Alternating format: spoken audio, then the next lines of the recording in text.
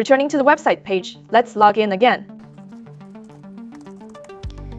Now, entering the personal homepage, we can see that the account already has 50 credits.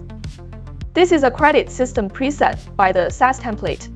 After a user registers and logs in, they are gifted 50 credits to experience image generation. Each generation consumes a certain number of credits, and once these are depleted, users can proceed to purchase more. Similarly, this logic can also be modified by conversing with cursor. Now we will continue the demonstration using this preset logic. With the credits available, we can click the AI tool to generate an image. The current template already contains a preset text-to-image tool page. The logic of this page is quite simple. However, at this point, we can see that because the API key for calling the large model has not yet been configured, so the model cannot be used. Therefore, we need to configure the API. Here, we will take the first two models as examples. Entering the platform for the first model, first register an account on the official website. After registration, navigate to the API keys page and click Add Key to create one. Since I have already created the API key in advance, I will copy it for subsequent use. The configuration for the second model is similar. After obtaining both keys, paste the obtained keys directly into this file. I will copy them now. Once done, return to the website and refresh the page. You will now see that both models are ready for use. We will input cat to test. We can see that 1 credit has been consumed after generating the cat image. The number of credits consumed for image generation can also be modified. Find the variable AI image credit cost in the code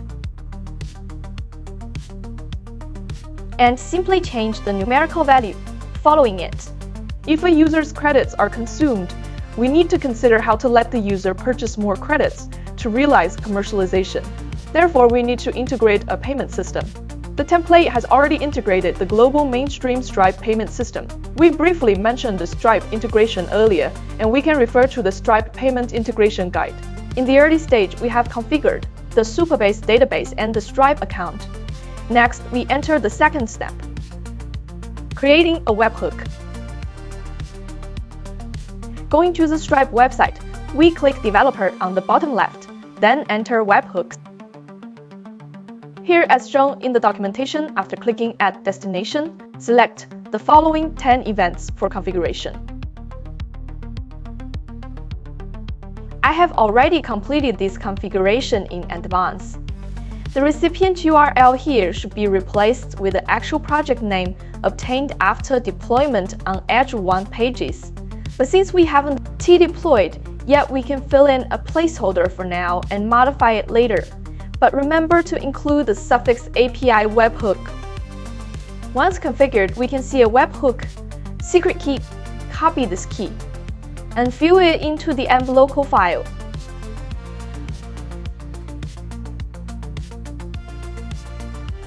We can now return to the documentation to see what the next steps. Now we will not deploy yet, but instead configure the package products. As mentioned earlier, users can purchase more credits, so we need to design a paid package. Let's assume we set up 3 such as the Lite Standard and Pro versions. Now, we need to configure these products on both Stripe and Supabase first. Enter Supabase product catalog. I have already configured 3 products here in advance.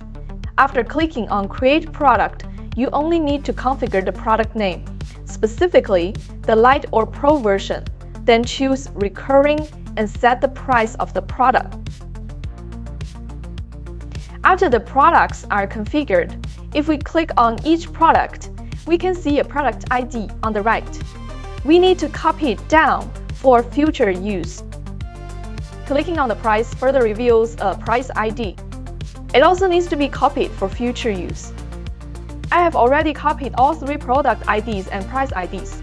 Next, we need to link Stripe and Supabase by filling in the product information in the product and price tables in Supabase as well. Navigate to your Supabase dashboard and open the table editor. We now need to configure the prices and product tables. Let's start with the products table.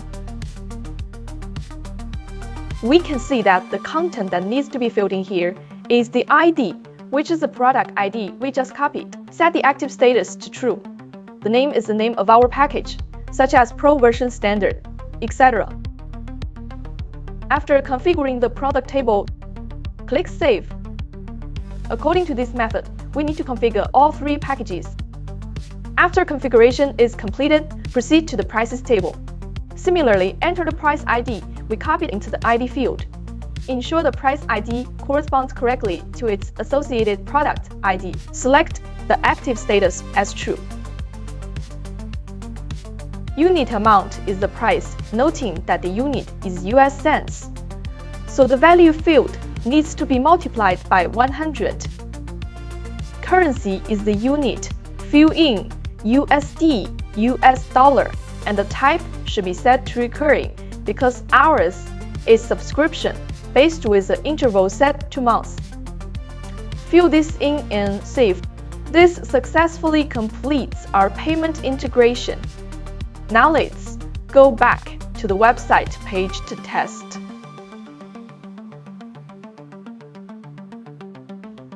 After clicking Buy, it jumps to the payment page. The error occurred because we had not configured the public HAPRO environment variable. After setting it to our local preview address, clicking the payment button now successfully redirects to the payment page. We can try it with the test card number. Fill in the information arbitrarily. And then the payment is completed.